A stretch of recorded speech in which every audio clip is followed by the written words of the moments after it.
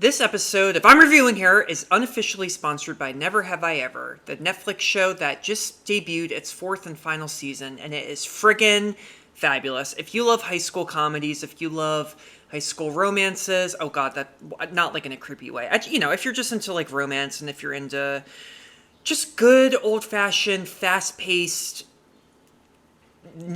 entertainment, Never Have I Ever is the perfect show for you. I cannot recommend it enough. It's been 4 seasons and I've loved every one of them. It is a flawless show. It makes me miss high school so much. It's funny, it's sweet, it's heartbreaking, it's everything. And I'm so glad the way it ended, but I'm also just mad that it ended because we won't get any more seasons. But I cannot recommend it enough. Check it out, watch it. Netflix, Never Have I Ever.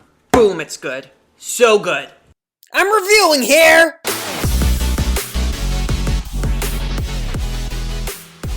Hello, everybody! Happy Friday! Burn, burn, burn, burn! TGIF, TGIF, is it TGIF. Remember TGIF, like on ABC, Boy Meets World? Oh, so good. My parents didn't let me watch Boy Meets World, but my dad used to secretly let me because he had a crush on Topanga just like I did.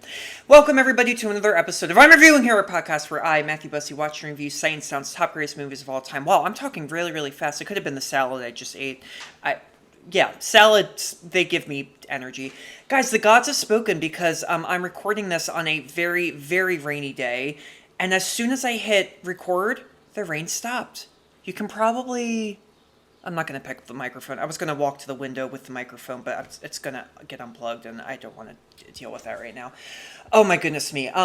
This is such a fun, exciting episode, and it's like the perfect episode to air on a Friday because we all need a little entertainment in our lives. We all need a little bit of action and adventure, even if we don't really like it, but it turns out that we kind of do. This movie... I was going to be really sarcastic and say, oh, no one's ever heard of it. It's small. Oh, no. This is a movie that you've at least heard of or seen clips of. It is one of the most iconic American movies of all time. One of the greatest action-adventure movies of all time. This, my friends, is Raiders of the Lost Ark. Also known as just Raiders or Indiana Jones and the Raiders of the Lost Ark. But no. It's just Raiders of the Lost Ark. That is what it's forever known as. Take a listen.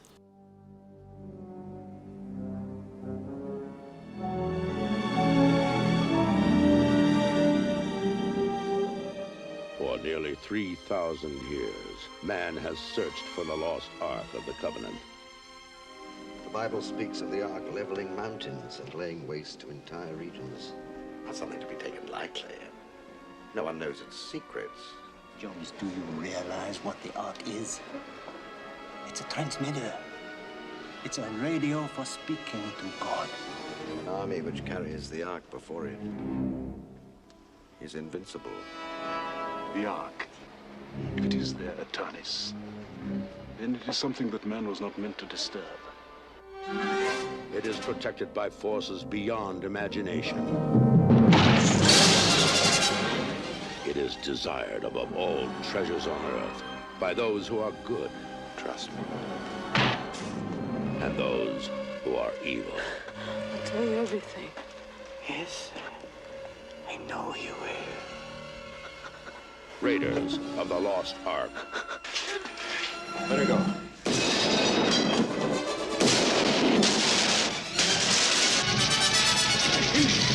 We have no time. If you still want the Ark, it has been loaded onto a truck for Cairo.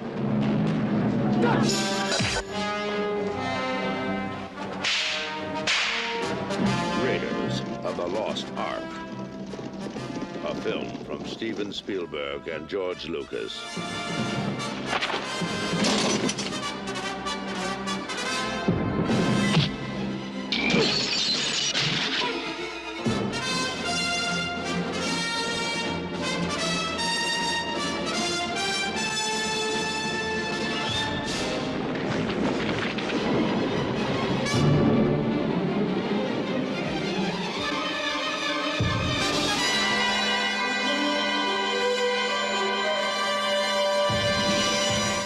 Do.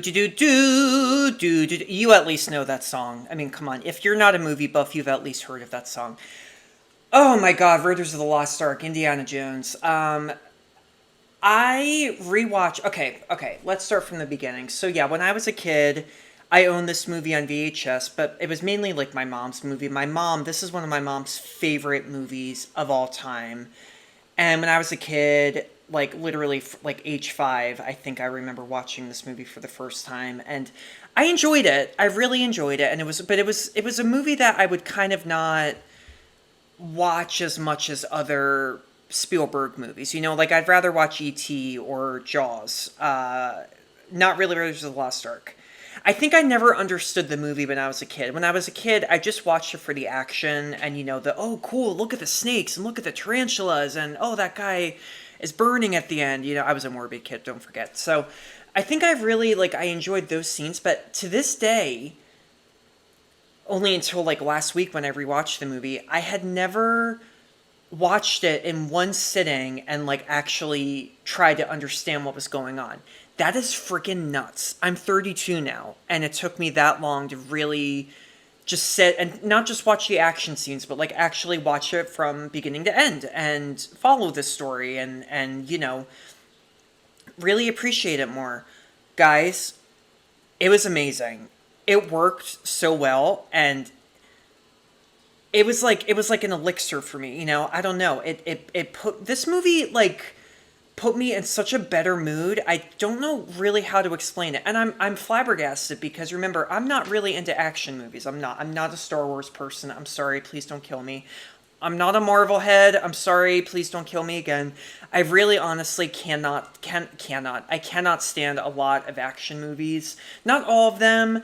When they're well done, I really like them. I just feel like there are too many of them and they need to stand out, you know? They just need to stand out. RRR, the movie that came out last year, freaking one of my favorite movies of all time. Dungeons and Dragons, the movie that came out this year, I loved it. I was cracking up. I was laughing out loud. I was really enthralled with it. It was silly, but of course it was meant to be silly. I loved it. It just, yeah, they're not always for me. Raiders of the Lost Ark, though, there was just something about rewatching this movie. I don't know, maybe if it was just nostalgic for me, it made me think about my childhood or something, but wow, it really just made me understand so much better how unforgettable this movie is. This is an unforgettable action-adventure movie. It's very similar to kind of like when the first Star Wars came out. Now, and I'll get into the making of this movie. Funnily enough, you know, Star Wars, the first one was directed by George Lucas. George Lucas actually co-wrote Raiders of the Lost Ark with Steven Spielberg and another guy named Lawrence Kasdan. But I compare it to Star Wars in that Star Wars, the first movie, it was like a sleeper hit. It wasn't trying to be this big franchise-starting masterpiece. You know, it was just meant to be a goofy little, like, Flash Gordon kind of, like, space sci-fi action movie with a little bit of comedy and a little bit of darkness, you know. Raiders of the Lost Ark was the exact same. Spielberg has even been quoted as saying he just wanted to make a B movie, you know. He wasn't looking to make a big franchise. This movie came out in 1981. You got to remember too. I mean, movie franchises, they've been around forever, but they're just not as extreme and you know, annoying as they are right now. So I think that's what's so great about this movie is that it, like Star Wars, it's not trying to be an epic movie. It's just trying to be fun. It's trying to give you a good time. And it does that. It's perfect. It's just so perfect. The action sequences are exhilarating. The music by John Williams is pulse-pounding and awesome. There's comedy in it. There's romance. What more could you want in an action movie? And I think here's the best thing about Raiders of the Lost Ark, and also the whole Indiana Jones franchise in general. They're very silly. They're very campy and silly and not meant to be taken too seriously. And you know what? I love action movies like that. They are my favorite. You know, I'm not a James Bond person because they just get too serious for me, you know? They get really too serious. I mean, yeah, Casino Royale I thought was, like, awesome, but rest of the sequels, I mean, Skyfall was pretty cool, but they weren't really my cup of tea. I was going to say cup of joe, but tea Joe? I don't know.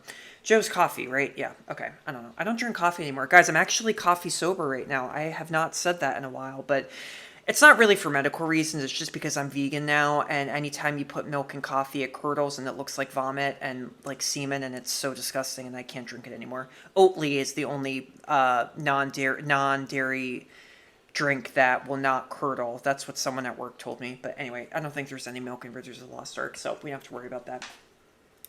So yeah, Raiders of the Lost Ark, what was I saying? I know I'm all over the place because this is what happens when a movie really surprises me. Like I said, I wasn't really like a diehard fan of this franchise growing up. I'd seen the sequels growing up.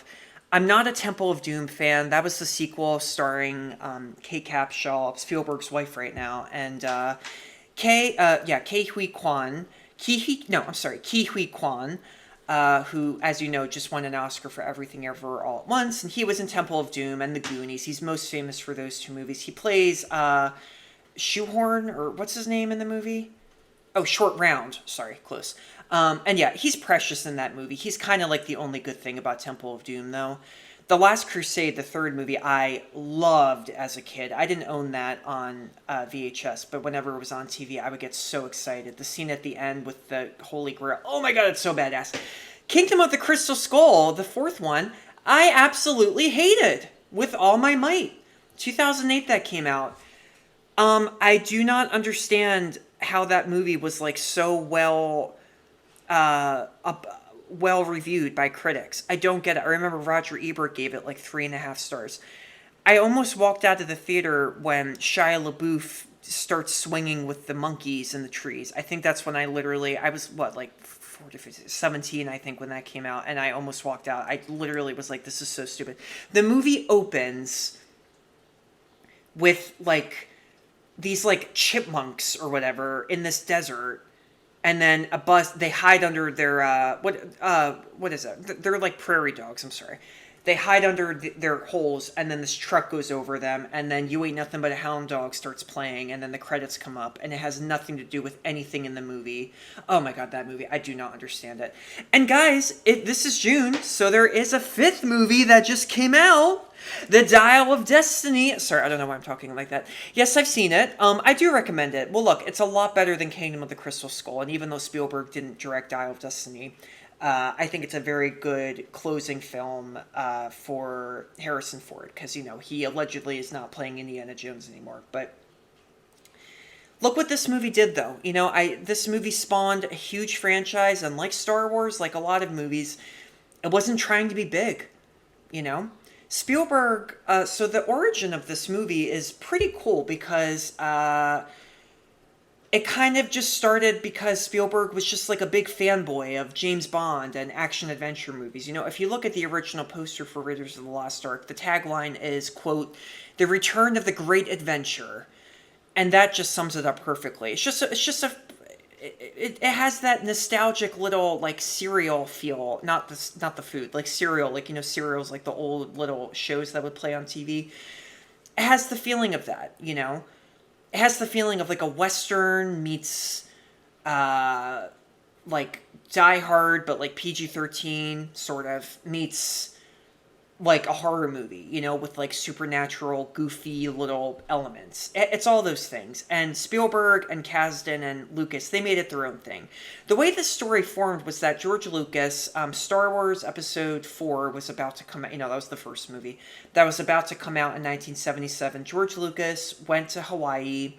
Steven Spielberg was there. They were buddies. They started talking about making an action-adventure movie. Spielberg, like I said, he actually said that he'd always wanted to direct a James Bond movie, and George Lucas basically said, "Well, I have a better idea. Let's do this." They returned to L.A. and they met up with Lawrence Kasdan, and they wrote this incredible original script. Raiders of the Lost Ark, it's not based on any book or comic book series or anything. It's just 3 guys who just love a good time at the movies. Now, they originally had some different views on how Indiana Jones should be as a hero, you know, as a character. Spielberg Lucas, wanted Jones to be very much like a playboy. You know, he wanted him to be like a James Bond and to get a lot of girls and a lot of action and be the super suave, handsome guy. But Lucas and Kasdan, they kind of disagreed with that. They wanted him to be more of like an every guy, you know, an everyman, who just happens to be really badass and good looking. But you know, he's not like a sex magnet. Like, you know, it's none of that. You know, that's what makes Indiana Jones, I think, one of like the best. Sorry, I almost spat. One of the best, if not the best, superhero like character of all time. Spielberg also wanted Jones to be like an alcoholic too, but Kasdan and Lucas didn't really agree with that either. So they wrote this great script, and a lot of studios, this is shocking, a lot of studios did not pick up this movie. They did not want it. Paramount Pictures eventually did, but that's a little surprising because Spielberg was already acclaimed because he had just done Jaws, huge mega hit. He had just done Close Encounters of the Third Kind, another huge mega hit. A year after Raiders of the Lost Ark, he would do E.T. So, you know, he was like at the top of his game. So it's a little surprising that the studios didn't want to pick this up. But at the same time, you know, I think if you kind of put your head in a producer's head from like 1980 or whatever, like if you watch the trailer for this movie, the original trailer, I can kind of get it. I can maybe see why studios may have been like, not really for us. And I think it's because, yeah, it is a very dorky movie, you know?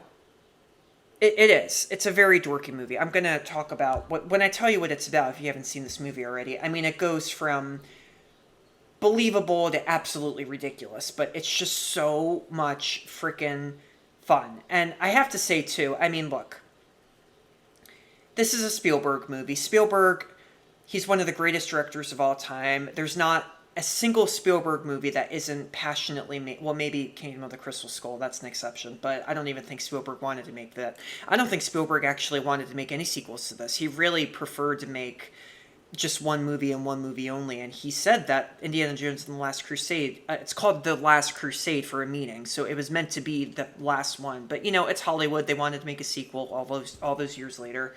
That happened.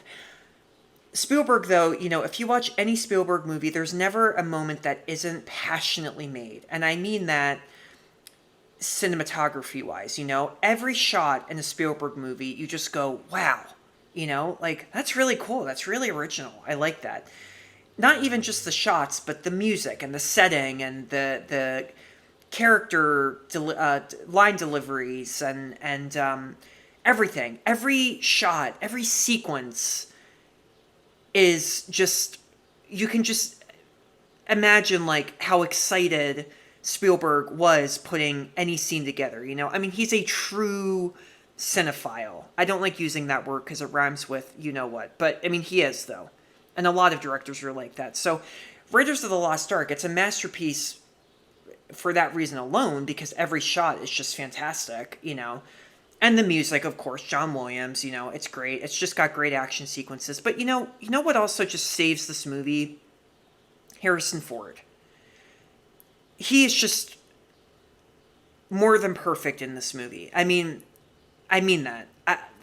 People either love Harrison Ford for Han Solo or Indiana Jones. I love him for What Lies Beneath. That's like one of my favorite movies. It's so good. Him and Michelle Pfeiffer, check it out. But there's just something about Indiana Jones, that the character, that is so lovable. And Ford makes him so instantly lovable. You know, like Ford, like I said, he was a handsome guy. He also just had great comedic timing, though. You know, like, I laughed out loud in the beginning of this movie when Jones is in this plane and there's a snake in the cockpit with him. And Ford, just the way he delivers the line, "I hate snakes!" It's just so funny. It's so funny, you know? And I go back to the everyman. I feel like I use that term a lot, but Jones is just an everyman. Jones is just an American archaeologist in 1936, America. Works for this museum, teaches students, just happens to be really badass. But he doesn't make that his job. No, he's a teacher first, you know? I think that's what the best thing about Jones is. And Ford, like I said, I mean, Raiders of the Lost Ark was nominated for Best Picture at the Oscars. It lost to Chariots of Fire. But Harrison Ford, I mean, like, he, like, just deserved an Oscar nomination, at least for this movie. He's just so perfect. Harrison Ford actually has been nominated for an Oscar. Witness, made here in Philadelphia. I don't know if it's on the list though. Great movie though. All right, Raiders of the Lost Ark. Let's get into this plot. Okay, it's 1936. Jones, like I said, he's an archaeologist. The movie opens up in the Peruvian woods. Jungle, I mean, excuse me. Jones is with these two guys. One of the guys is Alfred Molina. Alfred Molina played Doc Ock.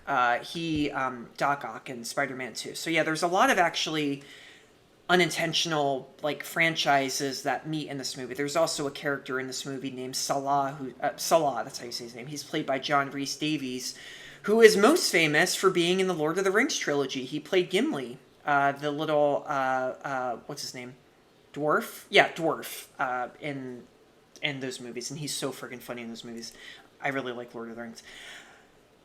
Okay, so Jones is in the forest. Why do I keep saying forest? Jungle with Satipo. He's played by Molina, and Satipo's like a little bit of a chicken, but you know he's funny. They go into this temple, and there are booby traps everywhere. There are bugs and tarantulas everywhere. You know, these tarantulas crawl on top of Satipo's back. And what they're doing is they're looking to get this idol. It's called a golden idol. And it has all this archaeological history. And they go to recover it. This is the famous shot where, you know, Jones is running away from the big ball. The big, yeah, it's the ball, right? It's like why am I not thinking? It's a ball. Yeah, it's a ball. Sorry. Satipo, meanwhile, tries to outsmart Jones, and he takes the golden idol from him, but then Satipo immediately gets killed because he falls for one of the booby traps and gets these, like, hooks and knives shoved into the back of him. It's a pretty brutal movie. This is, like, a family-friendly movie, but it's also very dark and scary and violent, and there actually were a lot of scenes in this that almost... the movie actually did get an R rating when it was first... previewed for the MPAA. And there's a scene at the end where a character's face gets blown up, and in order to get a PG rating, what Spielberg did was he added this, he inserted this shot of these like flames from a fire in front of the guy getting his head blown up to make it look like, you know, a little less graphic. But fun fact too, Indiana Jones and the Temple of Doom, the sequel, led to the creation, my friends, of the PG-13 rating, because that movie was mega dark. There's a scene where a guy gets his heart torn out of his chest in that movie. Yeah. Dark, dark, dark. Anyway, the Golden Idol really has nothing to do with the movie, though. This is kind of just a fun little preview where we get to know Jones. So Satipo's dead. Jones gets out of the temple, and he immediately runs into this mean guy named René Belloc. And Belloc is played by this actor named Paul Freeman. He is just another archaeologist who is really competitive and wants the Golden Idol. And he, they run away from each other. Jones manages to escape, and we see Jones back at his college, or at the museum where he teaches. And it's funny, because all the women in class are like obsessed with him. And fun fact, this is actually crazy. What I'm about to tell you is a true story. There's a shot in the classroom where you see an actor leave his classroom, and he takes an apple from Jones's desk. Guys, that actor, I don't know his name. He was my mother's cousin's best friend. I'm not lying. My mom is British, and her cousin, so her aunt's son's best friend, way back in the day, moved to Hollywood, tried to make it big, and he got a cameo in this movie. Isn't that crazy? Yeah, it's really him, too. It's really him. I don't know what happened to him. I don't even know if my mom met him, but as a kid, I always remember my mom being like, "Oh, that's my cousin's best friend." Yeah, so it was really cool. So he's back teaching, and one day, these two Army intelligence agents come to talk with Jones, and Marcus Brody, he's played so well by this actor named Denholm Elliott, great actor. He is another, he's a museum curator, and he's good buddies with Jones. These Army intelligence guys, they tell them that these Nazis, this is 1936, remember, so it's before the Holocaust, but they're, in power, and they tell Jones about the Ark of the Covenant. The Ark of the Covenant is like actual legendary. I think it's real. It's an artifact that is supposed to be a chest that contains 2 of the stone tablets of the 10 Commandments. That the commandments, that Moses gave to the Israelites on. I should have reviewed this on Shavuot. That would have been a good episode. The army intelligence guys, though, they tell them that this Ark is being excavated in Egypt, and the Nazis are there because Hitler's a little bitch, and he thinks that this Ark can give the Nazis superpowers. So they ask Jones if he can go there and get it before they can and bring it to the museum, And Jones is like, hell yeah, I want to do this. Because Jones, he's such a passionate guy, too. He just loves this stuff, He's a dork. I mean, he loves it. I go back to, the dorky part of these movies that is so fun, So he goes on this adventure. He first travels to Nepal. Nepal, is that how you say it? It's that, it used to be called the Kingdom of Nepal. It was, in South Asia, formed in, okay, that doesn't matter. That's not an important part of the movie, but he goes and meets up with a woman that he used to sort of kind of fool around with, date. Her name is Marion, and he knew Marion's played by Karen Allen, and she's so fantastic in this movie. Marion's father was a mentor of Jones, and Marion is working at this bar, and she is so badass. She drinks a ton, and it manages to not get drunk at all. And she's just a badass. She's a great person, a great character in this movie, because she's, never... When she is a damsel in distress, she's not like, Indy, help me, she fights back, What I didn't like about Temple of Doom is that Kate Capshaw's character is the polar opposite, and literally is like, I don't want to fight, I don't want to do this, I don't like it, but, oh my god, Alan just crushes this role so much. So he meets up with her because he says that he needs this medallion that her father owned, and Marion is like, I'm not going to work with you, get off, get away from me, whatever. She's pissed off at him because, he didn't really end things well with her. During this time, though, the Gestapo just burst into the bar, and the Gestapo are led by this guy named Arnold Tote, who is, the scariest freaking villain of all time. He's played by an actor named Ronald Lacey. He's so freaking, oh my god, he used to give me the creeps, and this scene used to give me the creeps, too. So the Gestapo... They know about this medallion, too, and they confront Marion, and Marion's like, no, and then this big fight breaks out. Indiana comes in, and... Indy, no one ever calls him Indiana. Indy comes in, and there's a big shootout. Tote, tries to take the medallion, but he burns his hand getting it, and Marion gets it, and she says, okay, Jones, I'm going to work with you, all right? We're going to be this together. We're going to do this together, So the two of them, they're a little flirty with each other, and they go and meet up with Jones's friend Salah in Cairo. Now, this movie was filmed in Tunisia. Really sad fact, a lot of the crew, including Harrison Ford, actually got food poisoning when they were filming in Tunisia. So it was a bit of a tough shoot. That really sucks. Food poisoning is just a pain in the butt. Salah tells Jones that Balak, or Balok, however you say his name, the guy at the beginning, the other archaeologist, he's actually secretly working with the Nazis and with Tote, which is really, really bad. So there's a monkey, too. There's a capuchin monkey that is secretly working for the baddies in this movie and befriends Marianne and Jones, and is secretly running off and telling the bad guys these hidden Nazis and people that are working for Toad and Balak, and I have to laugh because that is pretty ridiculous. It's a freaking monkey, for crying out loud. But there's more action. Jones mistakenly believes that Marion is killed because she gets kidnapped in this basket, but she's actually okay.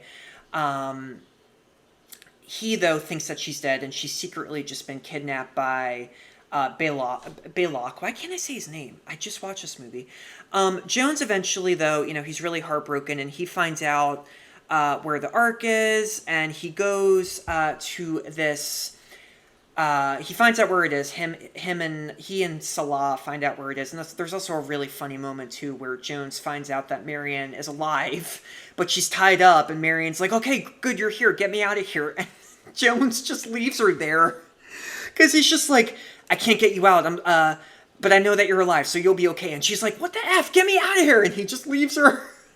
I love that scene. That cracks me up so much because it just adds to the comedy of this movie, you know, and it adds to like the funny, adorable little romance between these characters. So, what was I saying? Okay, Jones and Salah, they find out where it is. It is in this like underground portion of this ruin called the Well of Souls, and they open it up and it's filled with snakes. Snakes. And like I said, remember, Jones hates snakes. Now, I've read some differing reports about this movie. This sequence is absolutely friggin' phenomenal. I've read differing reports that apparently they used 7,000 snakes, but also a lot of the snakes were fake because they just had the real snakes slither over them, and so it just, you couldn't tell that they were fake. A lot of the snakes actually weren't snakes, they were legless lizards, which I googled and had a small stroke when I saw them because they look freaking terrifying. Another fun fact, Vivian Kubrick, who was Stanley Kubrick's daughter, she actually complained about this when she found out about, on set, about, she had nothing to do with the movie, but when she found out, you know, that they were using all these snakes, she felt like they were being cruel to the snakes, and she actually went to the, not the PETA, or no, PETA, what am I talking about? Not, PETA, yeah, not PETA. She basically went to another organization, this organization about an anti-animal cruelty organization, and complained about them, but they made it work, and they made this amazing sequence. So Jones gets down, Salah does as well, and they find the Ark, and they're lifting it up, and meanwhile, Marion, you know, is really creepily kind of like trying to be seduced by Billock, and she tries to fool him. She gets him drunk, and she tries to escape, but she totally fails, and then Tote enters, and Tote takes her to the dig and throws her into the well with all the snakes, basically. So it's just Indy and Marion now, and they manage to get out. There's a lot of action, more action sequences. They manage to escape to this U-boat. Salah leaves them. He's such a good character in this movie, just a good old friend. He leaves them, and they also get the Ark back as well. So he basically arranges for it to get taken back to London. But yeah, obviously things don't really go as planned. Stupid Toad and stupid Baylock just won't die, and they find them again, and they kidnap Marion again, and Indy gets away, and, you know, they get tied up, and there's this big, like, ceremony almost, and it's all of these Nazis, and Baylock and Toad are there, and they open up the Ark. And Jones is smart, though. Jones has been warned that this Ark is actually really dangerous and it shouldn't be open because it's very powerful and there's a lot of bad juju in there. Oh god, that sounded anti-Semitic because it's like an Israeli, you know, it was by the Israelites. Not juju, you know what I mean. There's like bad luck in this. You're not supposed to open it. That's what he's been warned. But Baylock and Tote and everybody, they open it, and it's this beautiful but kind of scary sequence, and Jones and Marion, they close their eyes. He tells Marion, don't look, just don't look at the Ark, don't look at what comes out of the Ark. All of these beautiful flames and these spirits of these, like, dead Israelites come out, and these, like, weird, like, electric bolts of energy, and all of a sudden, everything goes haywire. These spirits, their faces turn to like skulls, and it's a really scary sequence, but it's so badass. These bolts of energy shoot through all the Nazis and kill them. Tote's face completely melts off. Baylock's face blows up, and everybody dies. And Marion and Jones open up their eyes, and everything is back to normal. So we're near the end of the movie now. Marion and Jones are back in the United States. The government, you know, is really happy for Jones. He finds out that they've moved the Ark to a quote-unquote undisclosed location for people to study, basically. So it ends up not coming to the museum, but it's probably for a good reason, though, because, yeah. And there's a really clever, creepy last shot where we see the Ark, and it's in this huge crate, and it's locked up, and it's in this huge warehouse. And it makes you wonder, what else is in there? Wink, wink, wink. And then, Jones and Marion, they're back together, and the movie ends. Beautiful. Beautiful. I just loved it. I loved it. I loved it. I loved it. I loved it. I loved it. And look, you don't even need sequels to this movie. The sequels, except for the fourth one, look, they're fun. They are fun movies, but nothing beats the first one. And this movie, again, like I said, was obviously a gigantic hit. It is how it is today. When it came out, people were just so blown away. I even read somewhere that this led to an increase in archaeology students. Like, archaeology became such a famous study in schools because everybody wanted to be like Jones. They wanted to be like Harrison Ford and go out and study these awesome things. I think obviously the two most classic sequences here are the snake sequence and the final shot where the spirits come out and everybody gets killed. Now the snakes, this is kind of creepy, but the snakes were well behaved, and they weren't venomous apart from the cobras. The cobras were the only venomous snakes, but the only really scary moment was there was a guy, first assistant director named David Tomlin, who was actually bit by a cobra on the hand, but he didn't freak out. He very calmly said, "Okay, guys, get the snake off of me, please. Get it off." And they did. And he went to the hospital and he was okay. That's what you do, though. If a snake bites you, you don't scream. Have you ever held a snake before? I've held a snake. I went to this event many years ago, this like animal pet event, and I got to hold a boa constrictor. I faced my fears, and the boa constrictor, I almost took it home with me. I loved it. And then the boa constrictor went to the bathroom almost on me, and that was really close call. But anyway, yeah, that's amazing. And the shot at the end where their faces melt, I mean, I'm always so fascinated how they do that. I read that it was actually done with three things: a shotgun, a vacuum machine, and a time-lapsed heat gun. I don't really know what that is, but the vacuuming, though, you can definitely tell that they do it in that shot. And also the shot with the the shot with the ghosts coming out of the Ark, the way they shot that was, this is so crazy, guys. They shot mannequins underwater in slow motion using a fuzzy lens on the camera. So they did that to give it more of like an eerie quality. And when you rewatch that shot, you look up close in those faces and you kind of go, yeah, you know what?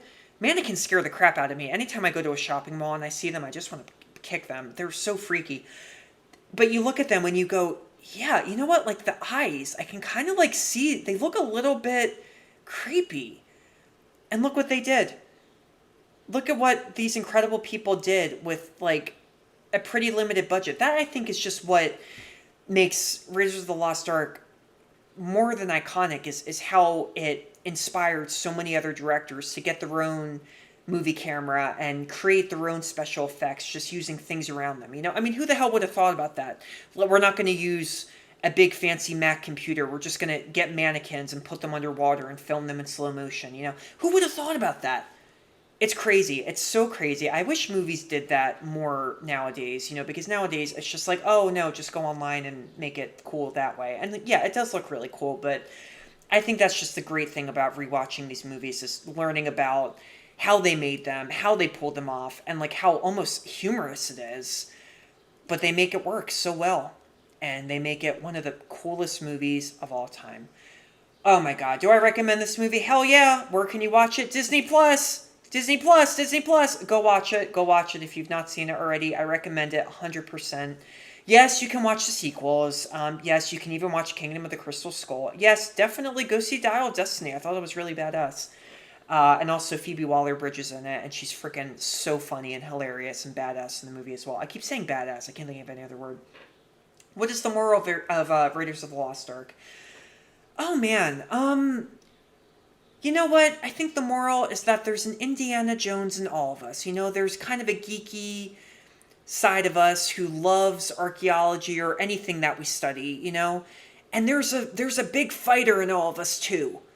But also be really careful and don't die, because, Indy does get, like, shot and beat up like crazy in this movie and in other movies, too. So, yeah, be careful. But anyway, wow, this was a really fun episode. And it's such a great movie to review on a Friday. Guys, stop everything you're doing and just watch this tonight if you're not going out And if you get home late, watch it. It's so good. It's the shortest movie out of all of the Indiana Jones movies, too. So freaking fantastic. Thank you for tuning in to another episode of I'm Reviewing Here. New episodes are every Monday, Wednesday, and Friday. I have... What is the next movie? Oh, yeah. I'm also nearing the 50 mark, which means I get to do another ranking again, like I did when I hit the 25, which is really fun. Sorry, I always forget to put my freaking phone on vibrate. I'm really hungry, too. I gotta go make some pasta. Yeah, new episodes every Monday, Wednesday, and Friday. Don't forget to rate, review, and subscribe. Leave a positive comment, please. It really helps me. You can also follow me on YouTube. Subscribe there. New episodes drop the same day as they do on the podcast. You can catch the podcast wherever you catch your podcasts. And yeah, you can also follow this on Instagram at I'm Reviewing Here. You can follow me personally at MABUSSY. I'm not going to pronounce it. You pronounce it your own way. And yeah, I will see you next time. Bye-bye. Happy weekend. Woo!